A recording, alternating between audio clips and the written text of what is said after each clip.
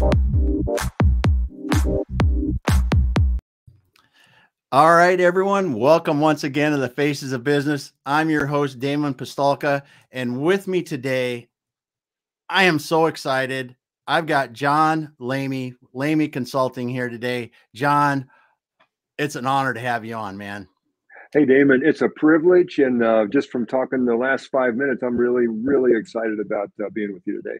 Oh, I know. We didn't even know. This could have just changed the whole conversation, because we were going to talk about, and we're going to talk about achieving satisfying business results, but we were talking a bit about some other things here, and we'll get into them later. But man, I am so excited to uncover a few nuggets, a few cool things about your background, because it is so nice to be able to talk with someone like yourself about some of the things you've seen and your passion and how you've applied that and how you help people. So, John, if we can, let's talk a little bit about your background. You've got a very interesting background. Well, as a kid, I grew up in the Midwest in a little town called Sedalia, Missouri. 20,000 people, conservative town. Is that the place where they have the throat rolls? No. Oh, different. I'm thinking of a different one. Okay. Different place. Okay. I used to drive through Missouri a lot. We do have the state fair in Sedalia, Missouri. Okay. So every year we'd have the big thing come around. Nice. Well, I'm going to talk kind of left brain, right brain. That I think is important to where I wound up, 50 years later as a business guy. So talking left brain, as a little kid, I was very interested in radio. They didn't have computers back then, but radio was hot. So as a little kid, 7 years old, I built a radio, and then 8 years old, built a better one, and like that. All the way through high school, built radios, built a stereo at one point. Wow. And then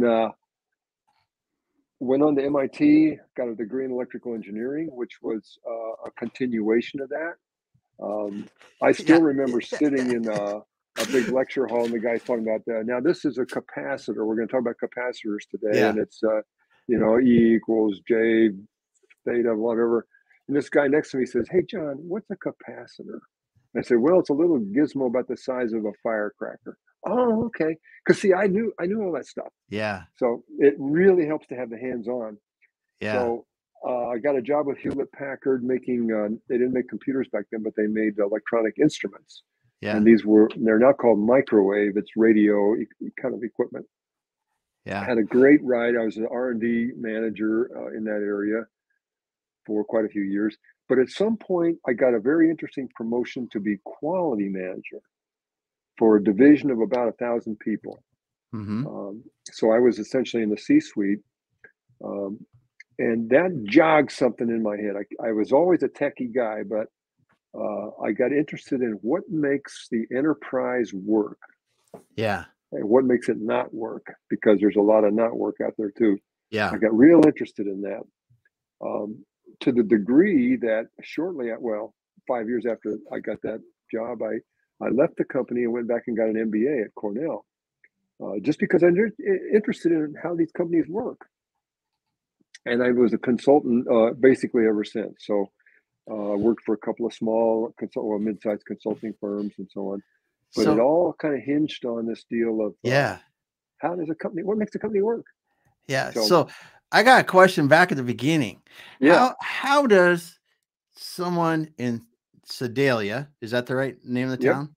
Yep. Missouri, end up at MIT?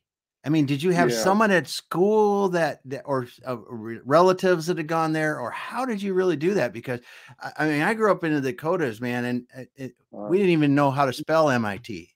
Yeah, it was a little bit unusual. The guidance counselor said, "Don't apply there, John. You won't get in. Nobody gets in there." But I had a math teacher who really believed in me, and he was fantastic. Just a great guy all the way around. And he would give me extra hard problems. Like, kids would be walking out of the class in high school, and he'd say, "Hey, John, work on this problem here." And I'd work on it for a couple of days because it was hard. Yeah. So he was kind of it. And I did have an uncle, my dad's brother, that went to MIT a long time ago. Okay. So it kind of put it within the realm of possibility. Yeah. But it was a shock. I mean, I jumped on that airplane in Yeah. Kansas City, flew back there, and I mean, holy cow. Yeah. So big Yep. deal. Yep. And we've got Steve Rice and Scott Shumway here as well. And Steve just dropped your Lamy Consulting link in the comments. But yeah, glad to have you guys here.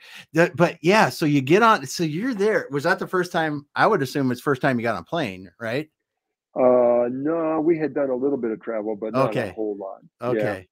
But it was a Okay. huge deal to jump in and you go back to Boston, Cambridge, and you're with a higher caliber, an average of a higher caliber of people. You Yeah. know, I was in a fraternity and the guys were great. The professors were great. The whole deal, just Boston itself, from a, you know, a kid from the country to Yeah. do that, it was really, really neat. Yeah. So So did you grow up on a farm then, or did you grow up in no, town? Oh, in you're in town. town. Okay. Yeah. Yep. Okay. Very good. And I was kind of, you might say, upper middle class. My dad was a doctor, one of the Okay. few doctors in the town. Yep. But that was the kind of deal at dinner table, phone rings, and somebody's just broken their arm and he's got to go off. A Yeah. lot of that kind of thing. Yeah. And so, anywho, I just had a great ride. I loved Hewlett Packard back then. It was a great company. Bill and Dave, Hewlett and Packard. Did you actually meet them? Oh, yeah. Yep. Oh, No, I wow. wasn't bosom buddies, but I sat No, next to no. Dave Packard at a dinner one time and had a good chance to chat with him. In fact, Oh you'd my like this. goodness. You'd like this story. He was the Under Secretary of Defense in, Yep. I believe, Nixon's years. And so this was shortly after that, and we were sitting at dinner together. I said, "So that must have been great being back there. What's the best thing that occurred?" He said, "I gave up smoking." meaning it sucked. He Yeah. said, you know, you'd go to one committee meeting and here's this congressman making a statement, and you go to the next committee meeting, same guy, opposite statement, no integrity. And Packard wasn't like that. Packard was high on integrity. So, Wow. you know, it's just interesting to pick up on that view of Washington. Yeah. So, No doubt. But I mean, those two guys were legends. They're legends. Legends in They were. in the global sense. Yep. Legends. And the thing that they did more than anything else, and this has been said a million times, but they said, let's believe in our people. Let's pay them well. Let's give them responsibility. Let's trust them. And I'm amazed as a consultant. I'm just amazed at how infrequently that policy happens. Yeah. You know, I had a client for a few years, and his policy was pay them as little as you can, because why? It's an expense. You don't want to have a high expense. And I said, dude, you got to pay them in the top, I'm going to say, quartile. You don't want to be the very, very tippy top, because then you're kind of pissing off everybody else. You're dragging the thing up. But if you pay them the top quartile, you're going to satisfy a hygiene factor. They're not going to leave because they're going to get a better job somewhere else. But you're going to keep the good people. You're going to keep the good people. He wouldn't do it, but Hewlett Packard did, and we just tended to attract good people, and that's the biggest lesson I got from Bill and Dave, is really trust the people. Take care. That's amazing, dude. That's amazing that you actually shook hands with them. So I mean, just being in the same damn room with them is something to say. Well, I'll tell you another story. That was Dave Packard. This is Bill Hewlett. Bill was more the techie guy. So I was working on a microwave spectrum analyzer. I won't try to explain what that is, but he came around to see it. You know, I had a group of guys, about 20 engineers working on this thing. And this is when your heart swells up. I was showing it to him, and I had to sing. He said, "No, wait." He said, "Now, you mean to tell me I'm seeing an 18 gigahertz signal, and I'm seeing a 60 hertz sideband on that signal?" I said, "Yes, sir. That's what that is." And he says, "Well, I'll be goddamned." Just like that. And I mean, I almost cried. In fact, I can feel it even as I sit here. Yeah. Just the feeling of having, here's this guy, he's the president of the company, and he is still enough of an engineer, and he just was amazed. It's like, and an engineer, you work hard on something, and when somebody appreciates the real substance of it, um, he Oh, walked on that water is for the rest of my life. Yeah, that is an amazing story because he understood the effort it took to do that. exactly, And exactly. because it's like it's like if you saw a second sun and somebody said, I just created the second sun out there, because it was, the difficulty in it and the technical challenges, but you did something that they thought may not have been possible until they saw it. Right. Oh, Exactly. Exactly. wow, that's crazy. That's It, crazy and it stuff, goes man. back to, he could have just been, well, whatever. But he essentially gave me and my team a big affirmation by saying that, just like that. Yeah, no So, doubt. Well, yep. we've got Steve's making comments, and he's some great comments about you. I agree 100% there, Steve. And Wow. then Thank you, Steve. Scott drops one too. I just Wow. master of turning chaos into order. All Awesome. right. Awesome, guys. Yep. That's good. Yep. But oh my goodness. I would just that Well, is something. I mean, because you're talking about how old were you when this happened?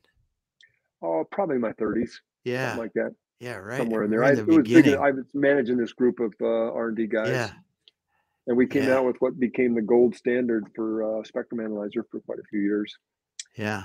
So, Wow. well, let me snap clear back. Yeah. So that's kind of the left brain, kind of the Yeah, your rational, technical part, but then you technical started to thing. think about human behavior and other things. So kind of what triggered that? Yeah. Um, I was raised as a very devout Catholic Yeah. in a very conservative town. My family was Republican, but as they say, as Rachel Maddow says, Eisenhower Republicans are what we call liberals today. So Yeah. anyway, I was raised in that kind of environment. Very devout Catholic. Did everything according to the book. My junior year at MIT, I took a class on Eastern religion. I Yeah. just took it. I mean, you're supposed to take. They require every engineer to take one humanities class every Hmm. semester. So good. Well, the professor was fantastic. I got very interested in it. I started meditating at that point. There was a group in Cambridge, right there near where I was, and I used to go and meditate with them. But I got very touched by it. Now, I didn't just abandon my Catholicism all at once. I think it took 5 or 10 years for it to kind of uh, go away, you might say, and get gradually pushed out by a newfound awareness of the interior life. The way I was raised with Catholicism was pretty much ritualistic, Hmm. and the idea of an interior life was not a part of it, frankly. That's just where we were now. I know in Yeah. some places that's not true at all, but Yeah. that for me it was. But what happened was the idea that you have something going on inside that has to do with your emotions, your human development, uh, and in the big picture, it's how egocentric you are versus other centric, how Hmm. insecure you are versus feeling comfortable in your skin, um, how reactive you are. Things happen and can piss you off, and you can stay that way for a long time. Yep. Um, you can repress things. Like I remember, like I said, conservative family. My mother used to say, "Johnny, don't be a smart aleck." I'd do something, and she'd say, "Oh, don't be a smart aleck." And so that tended to me to smooth down and Yep. take away any sense of going rah rah. You just didn't do that in my family, Hmm. and so that gets repressed and kind of taken away, and um, it just you slightly become a victim a little bit Yeah. Yeah. when you do that. You project things onto other people, either good or bad. On minorities, you project they're lazy, they're stupid, whatever. On outstanding people, you say, "Oh man, they must be great." You can't imagine them doing something fundamentally evil. Hmm. Okay. So your perception, you're at if you don't have an awareness of your interior life, you are at risk of having perceptions that aren't quite right, judgments that are inappropriate, Yeah. projections onto other people. Bad habits will well up and kind of take over, and they're hard to eradicate or hard to make peace Yeah. with.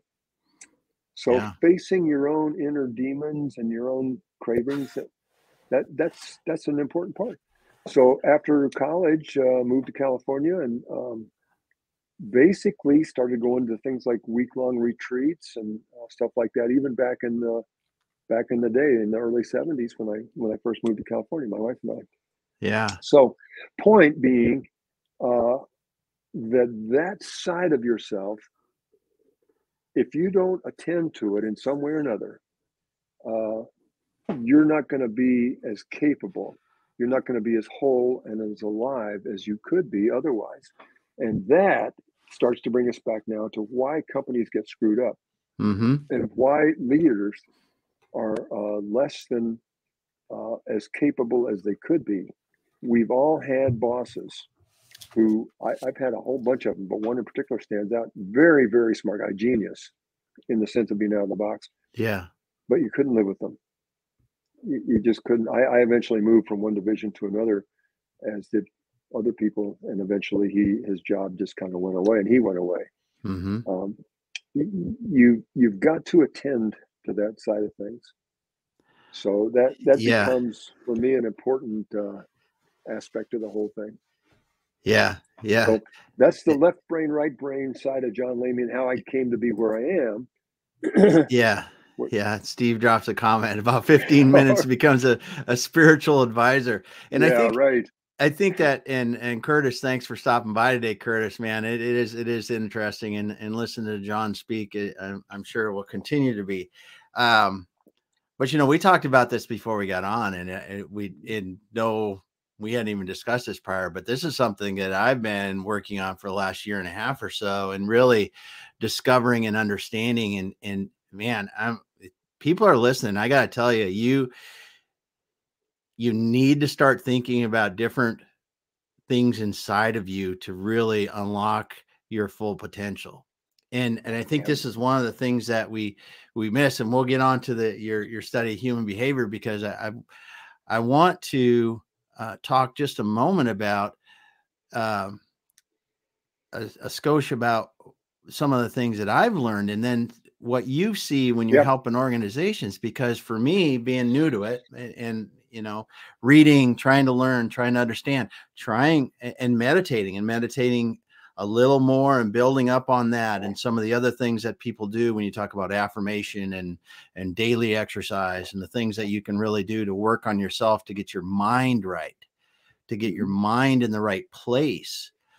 I find in myself that comparatively, I don't get angry nearly as much. Right. Because when I was young in my 30s, it shot off the chart pretty easily, and it definitely got better as I was older. But now it's like there is a new calm in my life that is like, and it's not because things aren't stressful. It's not because things are that. It's just like you put them in perspective, and you Yep. understand, and it's not just focusing on the bad. You understand how there's so much good and there's so much awesome around you, just in the fact that trees push out leaves every year, and Exactly. you get that kind of perspective, and it changes how you look at yourself in business and what you really can achieve in business and in life. Mm-hmm. And I think Yep. so. What are you? I don't even know the right questions to ask, dude, because I'm so excited about this. Because so as you're learning this, and you trying to learn about human behavior, and applying this towards business, and how Mm-hmm. you've seen leaders transform their businesses, what are some of the things that you go, wow, this really has been altering? Yeah. I'm going to give you a couple of examples, and one of them involves you directly, um, Damon and Scott and Steve.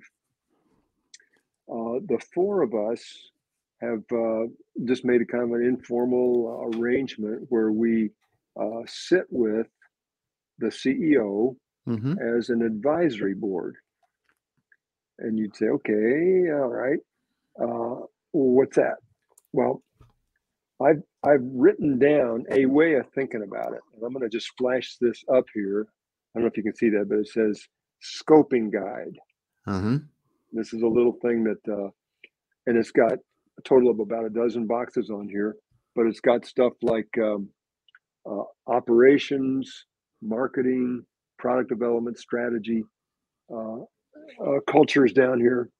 It's got 12 areas that the four of us, no one of us, but the four of us together, we can go ask questions about those things and bring what? 4 more pairs of eyes to that CEO, and he's got a C-suite. They have problems. They think they know the answers. They think they can put it together. And what happens is they do not have the perspective.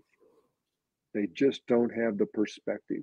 And they, depending on the individuals, they may or may not have the sensitivity to the human side, to places where either that CEO or possibly one of his key lieutenants is got 1 foot on the brake and 1 foot on the accelerator and doesn't really know that. Yeah. But with a team of 4 of us, where we really fill in, like for instance, Damon is able to do financials. I had an MBA program that was great, and I can read a balance sheet okay, but to watch Damon at this great big organ that he's playing, creating dashboards and ways of relating to business, I learned a lot, and the CEO learned a lot about how to make that happen. Or another fellow named Scott Shumway that brings what was in the goal, that famous book about how you manage constraints within a company, that you have things kind of going along in a pipeline, and somewhere there is a constraint, there is a bottleneck, at least one. Well, there is one major bottleneck. What is it? Let's go figure that out. That's something that I studied a little bit, but Scott really knows how to do that, and so on. So you get this big perspective that you can bring, and all the while it's informed by a sensitivity to the human side. We don't want to push this guy too hard, the CEO. We don't want to let him off the hook either. We want to help him understand that he's got people that may not be doing the best thing for him. All that is general management. It goes clear back to my day of being the quality manager for a pretty big division, when I realized you've got to make the whole business work. That's the top thing that the CEO's got to do.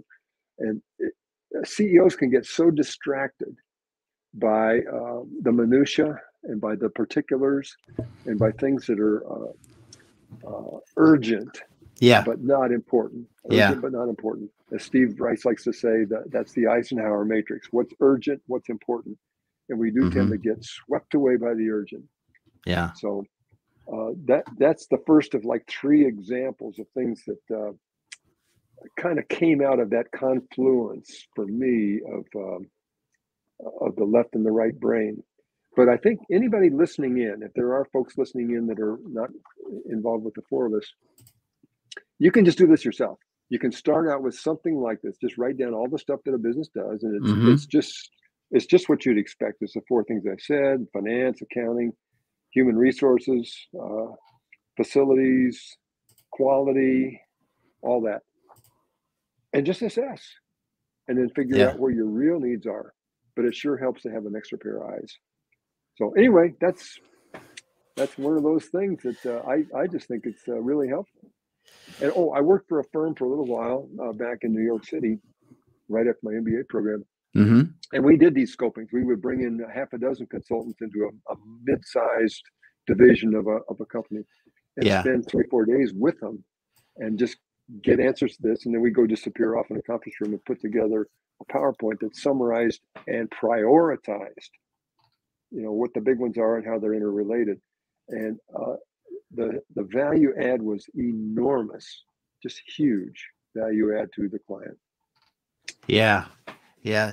So you work a lot with organizational development too. I mean, I've seen the way that you like what you were doing there was laying out the different organizational functions. Mm-hmm. You really Mm-hmm. work about that and to go, okay, now if we're going to have a CRO or we're going to have a general manager, we're going to have a frontline supervisor, this is what they do and this is how it fits into the organization. You do a lot of that too, don't you? Mm-hmm. I do. It winds up, it seems funny, but quite a few of the clients that I've picked up over the last few years are not well organized that way. They're just not. And you say, well, gee, you need an org chart. You need to have staff meetings, and often the answer is, nah, we don't need that stuff. We Yeah. see each other every day. We know where everybody's at. Um, sorry, because people do not know what they're being held accountable for, and Yeah. who's on first base. They don't. So Yeah. they need a lot of help getting that right. Well, and it's interesting, as you said, and we've worked together before in clients, and the interesting perspective that I've gained from working with you is that your work in describing the organization and the positions within it and what they're responsible for ties in directly to the kind of work that I like to be doing, and I do typically with clients, is where we're measuring performance and helping them drive to the next level. Because if you're talking about a frontline supervisor in a production setting, well, and you've laid out what they're responsible for production. Well, what does that mean? Yeah. We need to define the quantitative and qualitative measures to what success looks like. And that's how working together in some of these situations gives as you talked about with your team in the organization, that's what you really get, and a different perspective to show the company that is very good in, could be manufacturing, could be software development, doesn't really matter, but to show them how you apply these different techniques in their organization to really drive the change that they want. Yeah. Yep. Yeah.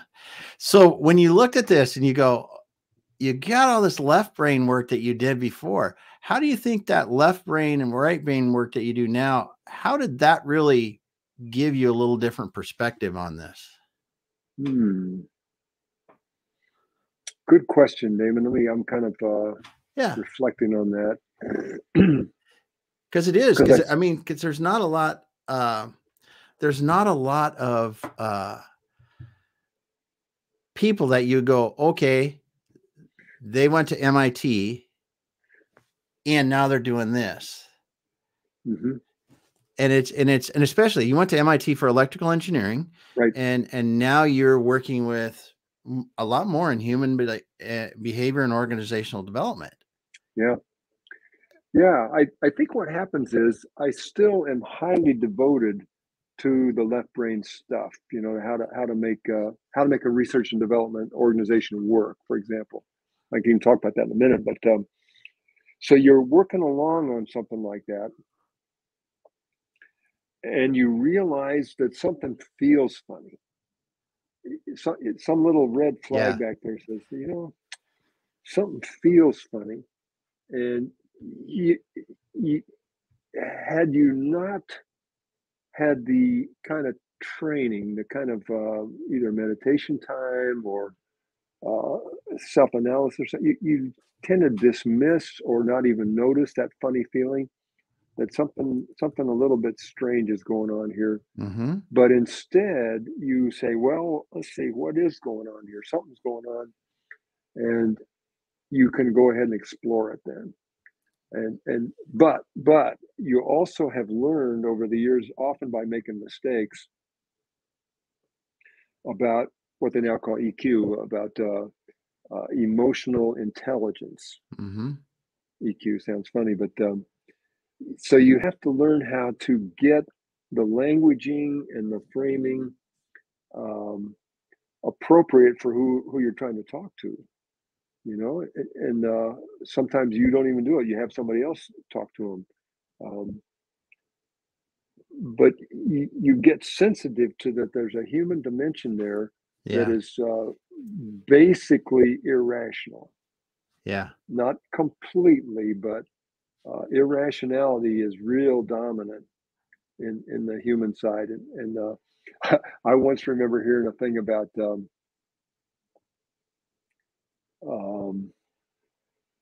that great psychologist, that one of the great psychologists of all times, and I thought, okay, that'd be Freud, that'd be Jung, Charles Darwin. What? Psychologist Charles Darwin?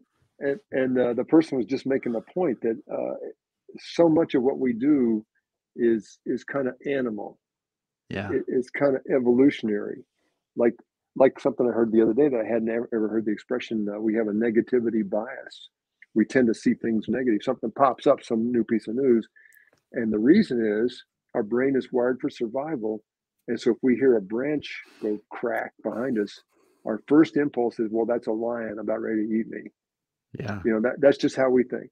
We just, so there's a lot of that kind of negativity that's baked in the people, and you have to be able to work with it, and yet to get through, because of course there's a lot of really good and really ambitious and really helpful and really wholesome stuff that you see as well, but it can get pretty obscured by the other. Yeah. So, well, and I've got to think too that your left brain work as an engineer and understanding of the scientific method and things like that from that helps you to approach it, the human behavior from a scientific standpoint, is and really weigh alternatives, test theories, and those kind of things as well. Yep, exactly. That's a good observation, and I do that. And it's sometimes hard to not jump to conclusions. And just say, well, you know, they're screwed up, and that's the end of that. No, you have to. But it's a discipline. It's a discipline to be more scientific about it. Yeah. Well, Scott's got a question. He says, how do you help people see things they don't naturally see, like a company that is not organized as well as they should be? And, you know, leaders, he gives an example, leaders who are firefighting every day have a difficult time stepping back and seeing the problems. And how do you help them step back and be open to making things better? Yeah, that's a really good question. And it's a question for, you know, for a consultant, because one thing I've learned when I first got into consulting right out of my MBA program, I had this unconscious model. I'm a little bit ashamed to say this, but I did. I'm the well-educated guy. I'm the smart guy. You're the client. You're asking the questions, and so I'm going to tell you. I'm going to just tell you how it works. Yeah. So you get your chalkboard up and your pencil prepared. And you write down what I tell you. That doesn't get very far. No. It gets you a little bit, but at the end of the day, it really, really doesn't get you very far. So the answer to Scott's question is you really have to do it by asking questions. Even observation isn't quite enough. You do observe, but you have to say, like this one company I spent some time with about 2 years ago. They had a completely disorganized, random thing going on where everybody was doing everything. And I said, do you have an org chart? And the person said, yeah. And I said, could I see it? And the person sitting next to her said, we don't. Well, yeah, of course we do. Well, could I see it? Well, it's not written down. And gradually the conversation came around to, she finally said, no, we don't. And well, how do you know what to do? Well, we just know. We've been together for all these years. Yeah. And we just kind of, and gradually, by asking more than one person, usually it's nice to have 2 or 3 people in the room, but to ask questions and let them figure it out. That's the only thing that works as far as I'm concerned. So to me, that's the answer to Scott's question. I think you're 100% there, because it's asking the questions so you understand really well, and they understand the benefits if they maybe change some things or thought about things differently. Yeah. Because you keep exposing, because you need to understand as an outside consultant coming in, you need to understand and go, okay, is there really a rock here under this water? If we drop the lever, is there really a rock there, or is it just my mind? And as you do that, the people that you're talking to go, oh, there is a rock here. Yeah, exactly. And there is a rock here, and we can build a bridge over it if we do this. and or around it or whatever we got to do. But I Yep. love that example because I used to use it in the factories. You know, I grew up mechanical engineering, operations. That's where I started. And when we were doing improvements or things in the factories, it was all asking questions. It was all asking questions. It's never telling anybody anything as much as you possibly can. It's always, even if you wanted somebody to do something, you'd always go, what do you think about doing it like this? Yeah. Yep. What would we have to do if what we can't do it that way? Well, how can we make it work a little differently, but kind of close to that? And just keep asking the questions and keep asking them. And it's so much fun because it is as a leader or a consultant. I mean, because this is the blast is when people learn something on their own, come through with that breakthrough, and all you were doing was not all you were doing, but what you were doing, your role in that was helping them realize what was sitting there in front of them. Yep, exactly. Yeah, it's one a lot more of fun. little piece on that. Again, Scott's very excellent question. This is a technique I picked up out of a book somewhere. You say to them, okay, you got this thing going on. Is that costing you any money? No, it's not costing money. Well, how about it? Well, okay, maybe it costs a little bit. Well, let's see. Actually, I guess it's costing us quite a bit as a percentage of revenue. So as a percentage of net profit, it's like half of your net profit, right? Geez, yeah, well, I guess it is. That thing really speaks to the CEO and to the C-suite is how much is it costing you to have that going on? Yeah. To have people who run around here with their hair on fire. Well, it doesn't cost us anything. Okay, how about that? Well, okay, it costs a little. Get the cost. Help them get the cost. So that helps too. That is an awesome way to look at it because if you're making $1 million and you're selling $10 million a year, but you're making $1 million profit, $100,000 cost is 10%. 10% adds 10% to your profit just by taking care of that seemingly little thing that in the scheme of $10 million is nothing, but in scheme of it all drops to the bottom line profit. If you fix it, it's a big deal. Yep. Yeah, exactly. It's a great perspective on it. And Steve had a big comment here. Wow, covered our faces up. So this is awesome. That's probably better.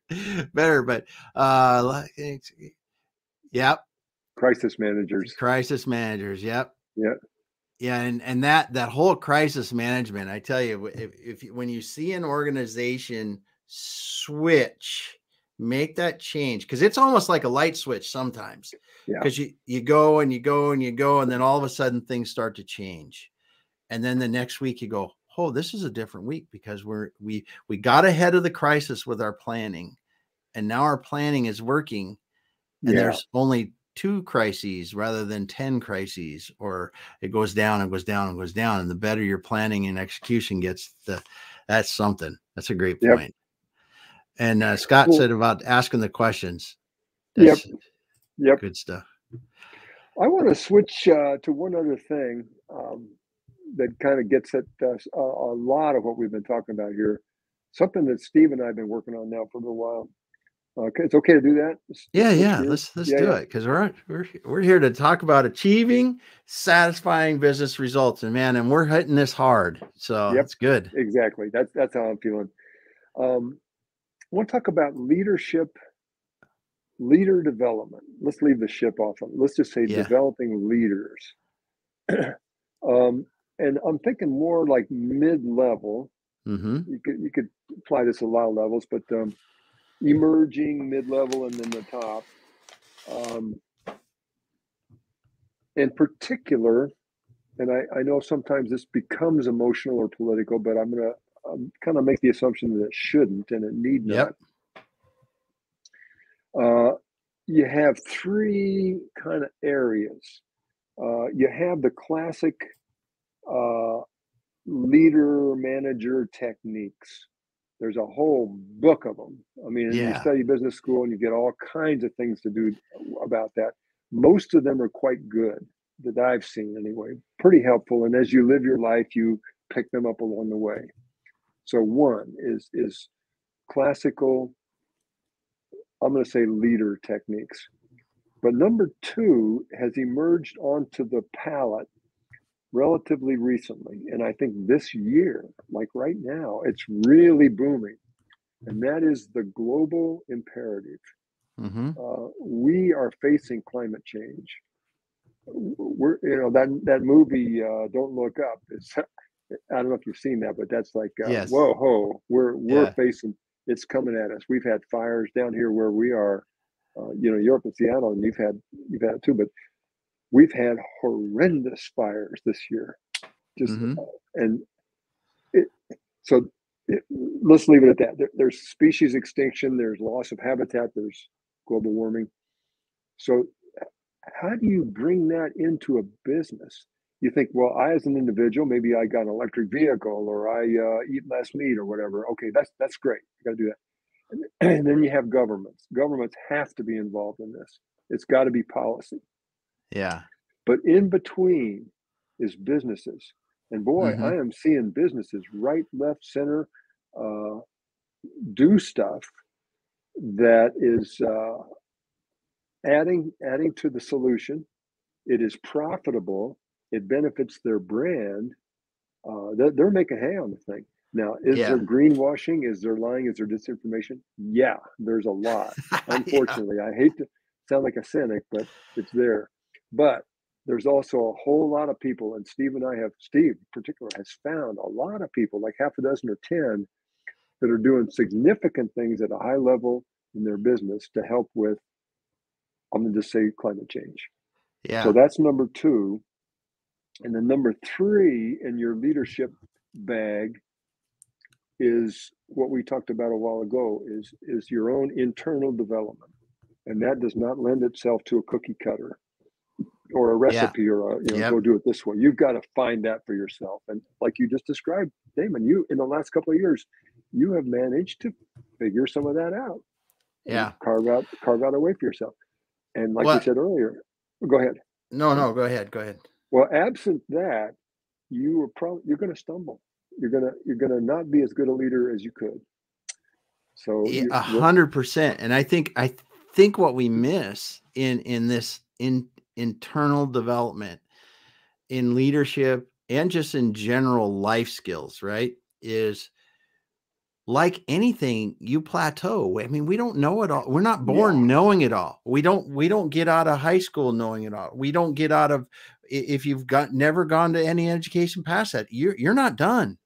And if you are, that's where you're going to plateau.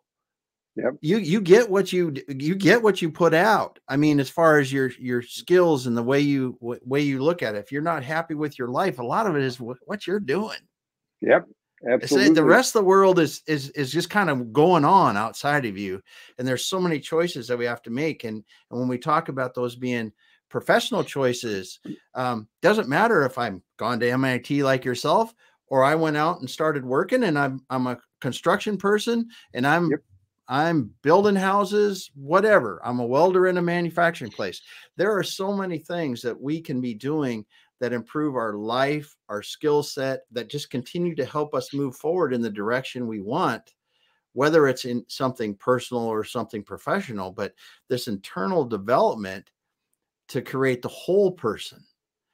Because, in the 90s and the early 2000s, it was like, don't let your personal life bleed over into work. You just don't. You don't. I mean, it doesn't matter. You just don't. And what we've come to realize, I think, in the last 10 years, maybe more, last few years, even more yet, is that the work-life balance is, a lot of us are simply not going to have it. So we really need to understand how to integrate work and life in a harmonious way that allows us to be happy in our lives and our careers. And it takes a lot of it takes this internal development. It's like, how do you turn this thing into a harmonious existence, or whatever you want to call it. I mean, I'm Yeah. getting out there a little bit, but it really is understanding that and how you do it, because let's face it, most business owners, there's no work-life balance. Right. There's none. And high-level executives, and people talk about work-life balance. Yes, you can always work on it, and there's separation and boundaries and all the things that you need to work on. But at the end of the day, when the house is on, when the things are on fire, it still comes back to you. Yeah. So how do you deal with this in a different way? How do you structure your life in a different way that it's integrating the life, the career and the life, and making sure that it doesn't, because it's this is not, when you look at this stuff, it's not, it's not, or I have a great life, I have a great family, or I have a great career. It's not, it's it's that internal development, and the, like you said before, classical leadership techniques, or leader techniques. And this internal development, I think that really powers that. Yep. That's so well said, Damon. Just the idea of balance means we got two entities, two separate entities that are opposing on the opposite side of the scale. That is right there a misconception. Yep. Maybe for some people it may not be, but for people that we're talking to, it's a misconception. Yeah. Well, that's what Steve and I are working on, this thing called the Globally Conscious Leader. Yeah. And it's a program. We're actually putting it together. It's going to be, we're just building it right now. It's going to be modular videos that people can sign up for and get involved with. So we're working on that as we speak. That's cool. When you step back to the global imperative that you talked about, I always think about the benefit of understanding the global footprint of business, right? I mean, because and what that really looks like, and what that means, and the economic benefits. I mean, you look at, and I grew up in not old, but traditional manufacturing. And you look at something as simple and as difficult as CNC machining of metal and plastics and all this other stuff. It used to be that all the little chips that were done from that would just get thrown away, right? You didn't worry about them. Now, when you recycle some of that stuff, it's worth a lot of money. And now when you look at it, that part of that, it actually is part of your profit. You consider that in part of your profit, because if I take a 5-pound piece of metal and I turn it into a 1-pound piece, there's 4 pounds of extra metal that I can recycle, and I can reclaim part of that as profit towards my company. These kind of things are not only good environmentally, and it will help generations to come. And I mean, hey, people can there's both sides of climate change, there's both sides of this other stuff. But when you were talking about something earlier, you can decide what you want to decide, and that's fine. There are economic benefits to thinking about how you do this. And I've talked to Harry Mosier from the Reshoring Initiative here in the US, and he speaks a lot about our initial thought is, hey, we got to go to China, or we got to go offshore to get something less expensive. And when you look at it overall, the long-term costs and the inventory costs and everything else that add up, and he's got a great cost calculator on his on the Reshoring Initiative website, it's not probably a lot less cost in a lot of cases. And when you consider that, if you're trying to have a more globally conscious footprint, that can oftentimes push you well over the top. And there's a lot of reasons why this changed. And then look at the last couple of years. I mean, look, that really forces us to rethink what we do. And you look at, if I was in the car company or making anything like that relies on chips, I would be thinking about, okay, yeah, it's cool that we can bring some from offshore, but we got to have some that are available here when we need them, and do that, because it's cost them billions of dollars. And not be able to when I was at Hewlett Packard, we had a Chinese manufacturer. They did a pretty good job, but the chips had to sit on a boat for quite a few weeks.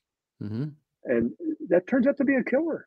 It just did. I mean, just the shipping time, And when you called them up, it was a real time offset. So you had to Yeah. either call them early morning or late at Yeah. night. Just Yeah. the challenge of all that versus right there in Silicon Valley, just do it. And Yeah. then your story about getting the chips, the other kind of chips out of the made piece of aluminum.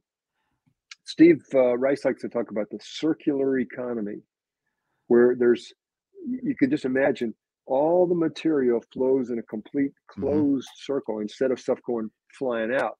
So you got 5 pounds of initial stuff, and now you got 4 pounds of metal that you're just going to throw out of this circle.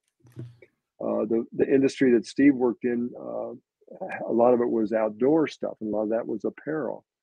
People just throw away an old jacket and buy a new jacket.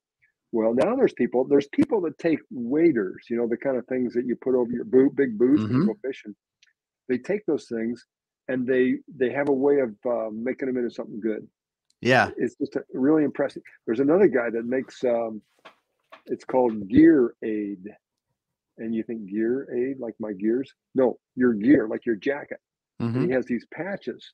And I think it's going to come where a jacket with a patch on it is better looking to our eye than a brand new Patagonia jacket. Because now this guy's got a 10-year-old jacket and he's making it last a long time. So the circular economy, the thing stays within the economy the whole time. And that is non-trivial, because as you kind of hinted at there, Damon, you've got a supply chain. You've got stuff coming in, then you do your thing, and then you've got stuff going out. And there's a carbon footprint associated with all three of those elements. And we tend to say, well, my carbon footprint's tiny. I just have a little machine shop. I just burn some electricity and that's it. Not really. You've got a supply chain incoming and going out. That's all part of this big circular economy. Yeah. So we've got to start thinking that way. We just do. Well, it makes economic sense too. And it makes economic like sense. we said, it's some of this stuff is economic. And then the other thing that happens now when we look at the economy now and think about it is that it's very hard, and I think it will continue to be hard for several years at least to hire employees, because we have what people have not been addressing is that people with a bit more age have decided that it's time to quit working. And we have we talked about the baby boomer, the silver tsunami, whatever the heck you want to talk about, for a lot of years. But this, honestly, the last couple of years have just made people decide, I'm not going to work anymore. I'm not going to work anymore. And older people, right? And that's a studied population a lot when I was younger and in some of the businesses I was running to understand what this aging looks like. And when you look at it on a bell curve, oh my goodness. And there's another one coming in the millennials or Gen Z. I get it mixed up. Gen, whatever, the after millennials. Sorry, that's my son. But there's a big bubble again, right? But what I'm saying is that hiring people want to work for companies that stand by good things, are globally conscious, are trying to treat people as best they can and really value the people. These are things that are not going to be optional, I believe. Right. In many regards. And it's going to be just you can make it a benefit, or it can be a cost of doing business, but you're going to have to do it. Yep. It's going to happen. It's happened more every day. I mean, because you mentioned Patagonia, and when you look at a company like that, and they both those fronts, trying to treat employees very well and the environment very well, it's become a way of what they have to do to be a leader in the game.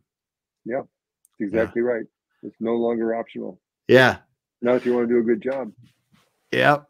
Oh man, it's been so awesome having you on. See, John, it was like you were wondering, what am I going to talk about? Here we're almost an hour into this, and usually we stop at about 45 minutes. I'm like, oh man, we could talk for another hour. Yeah. So it's so great to have you on, John, because your perspective in organizational development, the human behavior, and how you really helping clients figure that out and turn it into better business results. I always love talking about it with you. Yep, me too. This has just been great, Damon. Just super. Yeah. Just the way you kind of come alive, and then it turns out you have an experience with with this whole thing all by yourself. So Yeah, it's been great. good Been stuff. great. Good stuff. Well, hey, I want to say thanks so much for Steve and Scott, Curtis, and Ali. I saw Ali Dakarab from Lebanon. That's cool as heck. Anybody else that's listening, hey, thanks so much for joining us today. Appreciate you. Appreciate the comments. Appreciate the taking a look at our videos and talking, and reach out to John if you want to talk to him. So, John, what's the best way to contact you if somebody wants to contact you? Yeah, probably email. It's just simple. John at Lamy Consulting. All right. Real good. We'll have that in our show notes here, and we'll have it on our blog when we put it on there and everything. So thanks so much for being here, John Lamy, John. I don't know why I said your last name there, but I get excited, and I do. If everybody's listened to more than one of these, I get excited and I just blabble on once in a while. But John, thanks so much for being here. I really enjoyed it. And I think you may be the first person that graduated from MIT that I talked to. Oh, that's cool. That's cool. Yeah. That's cool. But thanks so much. Have a great day, everyone. And we will be back again later. All right. Bye. Just hang on for a second there, John, and we'll talk.